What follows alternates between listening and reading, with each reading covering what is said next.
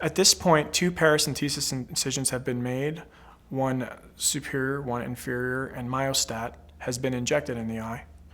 I'm now using a 3.2 millimeter blade to open up the old cataract incision and slightly enlarge it to about 3.5 to 3.6 millimeters. I'm now using an optical zone marker. It's about 8.5 millimeters in diameter, and I'm gently touching on the edges of that mark. I don't want to create such a thick marking because that will impede my view. So I only use dots on the border of the marker.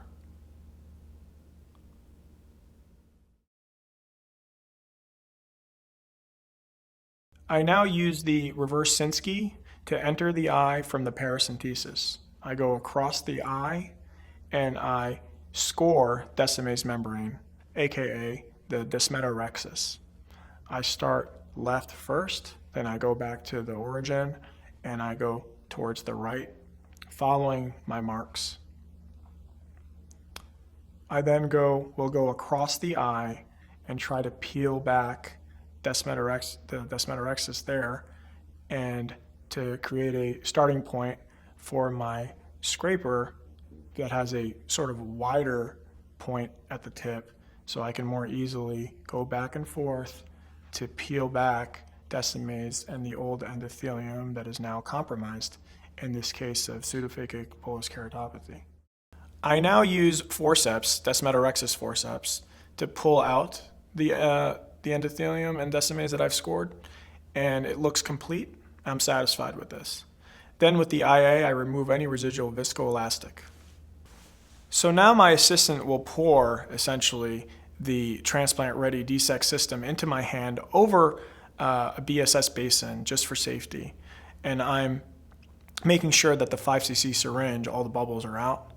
And I'm able to connect these pieces even outside the BSS basin.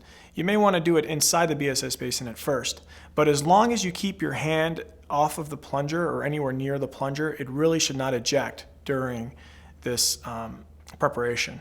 You can then remove the sponge within the basin of BSS to make sure that no bubbles form at the tip. I now bring over the tissue, and the next step is I will take a reverse Sinskey to gently just nudge the tissue a little bit towards the bevel, just to loosen up any sort of adhesions that could be between the stroma and the Weiss cannula. Because the incision is 3.5, I can very easily go in, bevel down, and then twist once I'm past the pupil to make the cannula bevel up. This is the same way that I do DMAX as well. Once I'm in there, I start injecting in pulses, quick little pulses, and eventually the graft should come out nicely. Now, the most important part here is do not come out of the eye too quickly. Stay in the eye. You saw I went almost back in, further into the eye. Keep injecting in pulses to unfold that graft and twist the cannula as needed. Next, I put a suture through the main incision, just a 10-0 nylon. I do a slip knot. I don't tighten it all the way just yet, just to keep that sealed, so when I put the air in subsequent steps, it will not leak out of this incision. This is the insertion of the air. Sometimes it will take multiple insertions of air. Here, I'm just putting the air in, and then I'm going to center the graft, although you can do this in whatever way you want. But this is my preferred technique to minimize the tapping on the surface of the cornea. Once the graft is centered again, then I inject some more air and reinflate the AC. This is a complete air fill, and this is what I use for most cases.